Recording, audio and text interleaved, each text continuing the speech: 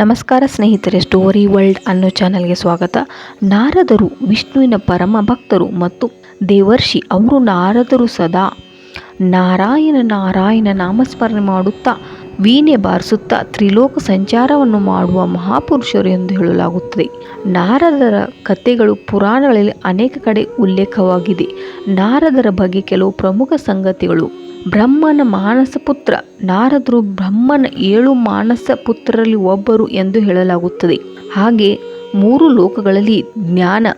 ಅವರು ವಾಯುಮಾರ್ಗದ ಮೂಲಕ 3 ಲೋಕಗಳಾದ ದೇವಲೋಕ, ಭೂಲೋಕ ಮತ್ತು ಪಾತಾಳ ಲೋಕಗಳಲ್ಲಿ ಸಂಚರಿಸಿದ್ದರು. ಹೀಗಾಗಿ ಇವರಿಗೆ 3 ಲೋಕಗಳ ಬಗ್ಗೆ ಮಾಹಿತಿ ಇತ್ತು. ಜಗತ್ತಿನ ಮೊದಲ ಪತ್ರಕರ್ತರೇ ಎಂದು ಹೆಸರು ಪಡೆದಿರುವ ನಾರದರು ಜಗತ್ತಿನಲ್ಲಿ ಮೊದಲ ಪತ್ರಕರ್ತರೆಂದು ಕರೆಯಲಾಗುತ್ತದೆ. ಏಕೆಂದರೆ ಇವರು 3 ಲೋಕಗಳಲ್ಲಿ ನಡೆಯುವ ಘಟನೆಯನ್ನು ತಿಳಿದುಕೊಂಡರೆ ಎಲ್ಲೆಡೆ ಪ್ರಚಾರ ಮಾಡುತ್ತಿದ್ದರು. ಭಗವದ್ಗೀತೆಯಲ್ಲಿ ಅವರು ವಿಷ್ಣುವಿನ ಪರಮ ಭಕ್ತರಾಗಿದ್ದರು ಮತ್ತು ಯಾವಾಗಲೂ ನಾರಾಯಣ ನಾಮಸ್ಮರಣೆ ಮಾಡುತ್ತಿದ್ದರು. ವೀಣೆ ನುಡಿಸುತ್ತಾ ವಿಷ್ಣುವಿನ ಕೀರ್ತನೆಗಳನ್ನು ಹಾಡುತ್ತಿದ್ದರು.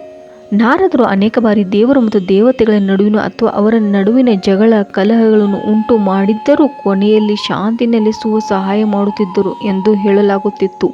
ನಾರದರು ಹಿಂದಿನ ಜನ್ಮದಲ್ಲಿ ದಾಸಿಯ ಮಗನಾಗಿದ್ದರು ಮತ್ತು ಬ್ರಾಹ್ಮಣರ ಸೇವೆ ಮಾಡುತ್ತಾ ಭಗವಂತನ ಭಕ್ತನಾಗುವ ವರವನ್ನು ಪಡೆದಿದ್ದರು ಎಂದು ಹೇಳಲಾಗುತ್ತದೆ.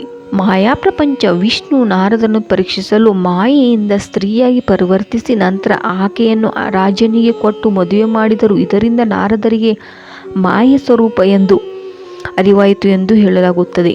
ನಾರದರಿಗೆ ಒಂದು ಶಾಪವಿತ್ತು. ಅದು ಯಾವ ಶಾಪ ಅಂದ್ರೆ, ವಿಷ್ಣುವಿನಿಂದ ಮೋಸ ಹೋದ ನಾರದನು ವಿಷ್ಣುವಿಗೆ ವಾನರ ಮುಖ ಬರಲಿ ಎಂದು ಶಾಪ ನೀಡಿದ್ದನು. ಆದರೆ ನಂತರ ವಿಷ್ಣುವಿನ ಕ್ಷಮೆಯನ್ನು ಬೇಡಿದನು ಎಂದು ಹೇಳಲಾಗುತ್ತದೆ.